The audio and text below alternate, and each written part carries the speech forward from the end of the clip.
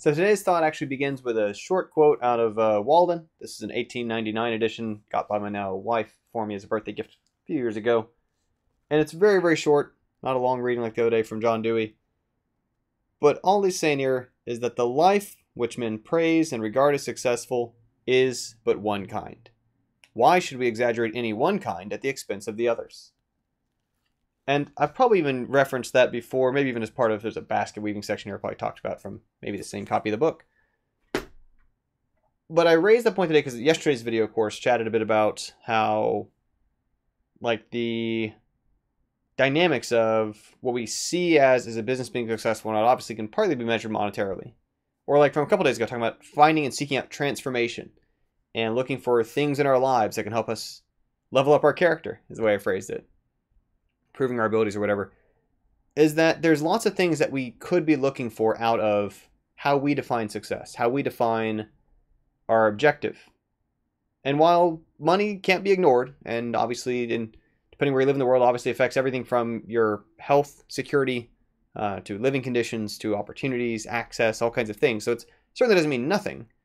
It is one among many variables we can be looking at and weighing in terms of deciding what's important to us and how are we either making progress in those areas, how are we making sure that we are fulfilling our needs or the needs of those around us in those areas.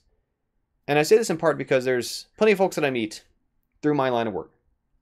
As I'm out there networking, as I'm out there meeting people at conferences, just proactively trying to find people who might be guest speakers, conference speakers, whatever. Is those people who are doing very well, but aside from financially doing very well, not maybe finding a lot of time for themselves, not finding that they feel good about the work that they're doing, not finding that they feel like they're helping people. And on the other side of the spectrum too, there's people who are doing very well in terms of helping others, giving to others, feeling fulfilled by the work, feeling that they're doing it their way in a way that they feel is ethical and sound, maybe not doing as well financially. Now, I also want to point out these two things are not mutually exclusive, right? I mean, if we think about the Venn diagram, certainly there's plenty of space on either side, which is not overlapping, but there does, exist some space in the middle that if you're actively looking for it, if you're cognizant of the fact that these things all matter, if you're not satisfied until you find a way that works in both measures, that's something which is, by default, not going to happen automatically in terms of making sure that whatever pays the most may or may not be the thing you feel best about, and vice versa. And then oftentimes when we talk about these examples of a game developer who, like I said in the previous video, maybe is for years working on a personal project, and it comes out and does not commercially do sufficiently well, maybe not even to make up its own costs of time, or make back its savings spent, or make back its investors' money, but certainly not fund the next project. And they kind of go back to the day job, the real job as it is, which is not the failure states people imagine it to be. Lots of people who have a day job continue to build cool projects in their off hours, weekends, whatever. It is something where it's not all lost, even if the numbers didn't work out nicely. It's actually a huge boost for a lot of folks. And I know lots of people who tried to do the full indie thing for a while, probably without having yet evidence of traction, without having yet the necessary sort of strong fundamentals to launch their work at a commercially significant scale, but who have no regrets over having spent some time or spent some money to be able to have the game that's theirs, to be able to have got that thought out of themselves, to have experienced that identity, to be on the other side of having figured out at least some small aspects of running a small business, which, again, when you're selling something, you're a business in the eyes of the government regardless. But so there's certain hoops they learn to jump through. There's certain aspects of life that otherwise, if you never deal with entrepreneurship, you kind of don't have to worry about. Someone else worries about instead, the businesses you shop at and otherwise. And in the same way as, too, people when they get a book published, right, and they've got their name on a book, and it's out there and it's real, they can get copies for their friends and family, they can cite themselves as a published author.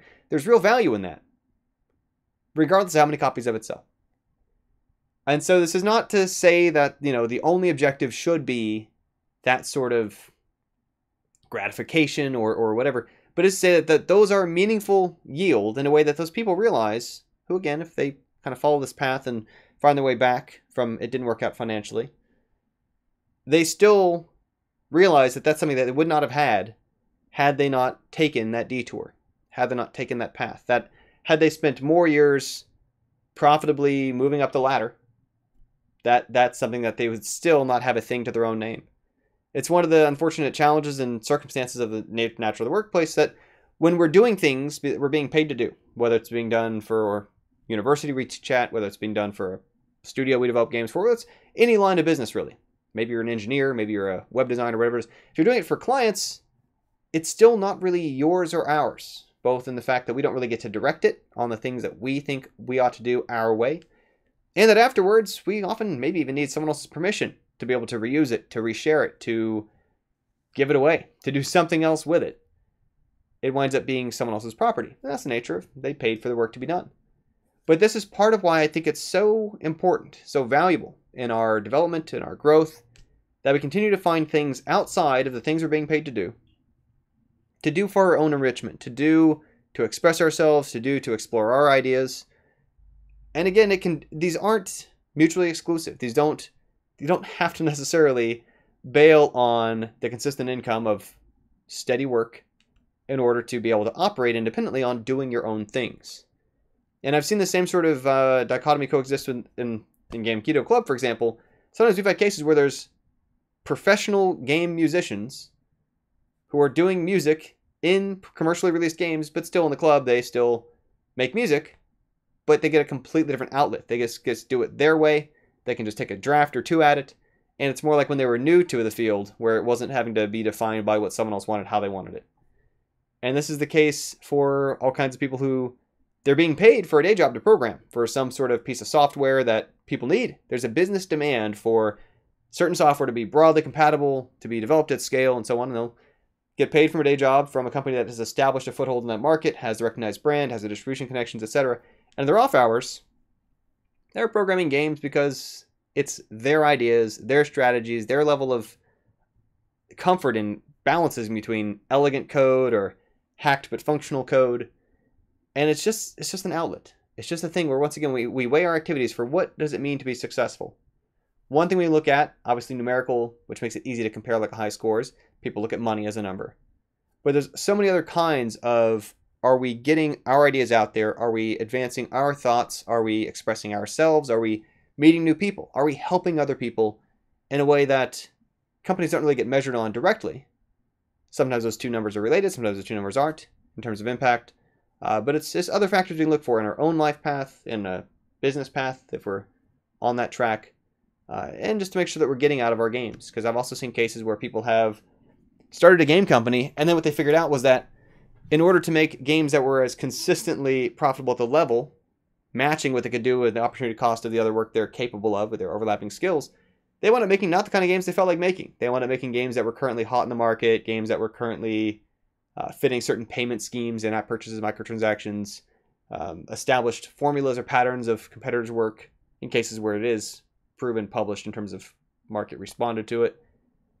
And at the end of the day, a lot of those people realize they're just as happy to find some other higher paying work, and then on the spare time building whatever the heck they please, without regard for the market, payment models, game genres, competitive space, changes in technology, platform, and demographic, whatever. And again, this is not at all to say anything negative of the work. There's people who are happy doing the work at all scales. It's to say that it depends on what you want out of it, how you measure your success. To go back to that point from Henry David Thoreau's Walden, that the kind of success we tend to praise and regard as successful is one kind.